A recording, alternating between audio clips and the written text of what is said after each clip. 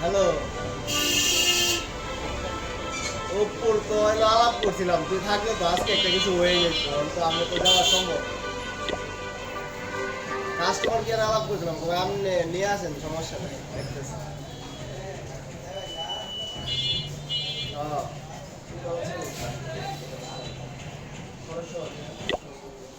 ভুল করে দোস্ত, এটা চাচা, এ চাচা আমি যাই।